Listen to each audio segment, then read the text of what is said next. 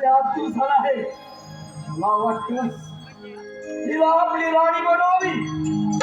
हे सुंदरी, या भस्मासुराची राणी होशील. राणी होईल माझी एक अट आहे. बोल, अशी कोणती अट आहे तुझी? तसे तुला नित्य सांगायला लागते. अगं सुंदरी, तुझ्यासाठी हे सारे त्रिभुवन जिंकून घेतले आहे. तुझी जर एवढी इच्छा असेल तर मी मात्र तुझ्या बरोबर नृत्य करायला तयार आहे.